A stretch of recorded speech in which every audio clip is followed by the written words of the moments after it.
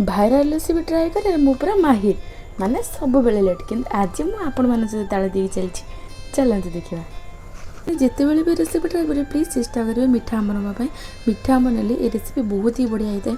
Please please सांग मैंने आपण मैंने वीडियो कंटिन्यू देखूँ भल लगी प्लीज चैनल को सब्सक्राइब कर जातु सब्सक्राइब करेंगे मात्र गोटे सेकेंड ही टाइम लगे चैनल गोटे सब्सक्राइब कर दिखाँ आपण मानक भल पाइबा मोर निहाती दरकार चलते देखा।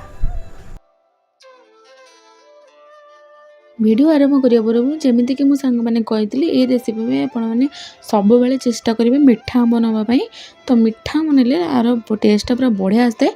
खट्टा आंब जो मैंने पसंद नहीं पारे कि ये रेसिपी मीठा आंब निहाती आवश्यक।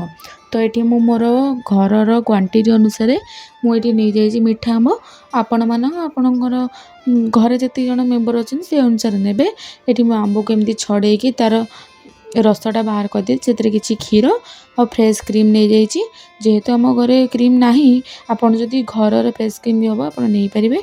ये मुझे काजू बादाम को बतुरे देती तार चोपा छड़े नहीं जाइए 2-3टा केसर नहीं जाइए और किसी चीनी मीठा अकॉर्डिंग आप चीनी ने तापर ये गोटे चामच पाखापाखि नहीं जाइए महू ताको आम एमती पूरा फाइन चॉप करके जमती ग्राइंडिंग करदे जमती तार बढ़िया गोटे बास्ना आसला ग्राइंडिंग समय तापर ये मोर कढ़ई बसई कढ़ई तातला से ग्राइंडिंग जूस मुझे देदेजी सुजी चीनी आउ गुजराती आपणकर क्वांटिटी हिसाब से आप देवे।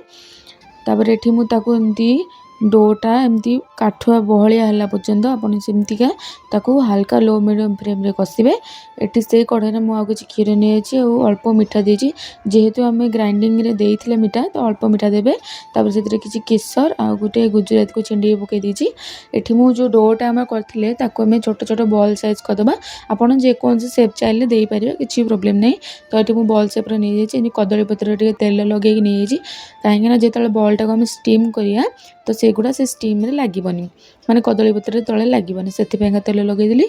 एटी 15 मिनिट लो मीडियम रे आमे आकु स्टीम करिबा तापर आमे ताकु काढ़ीदबा।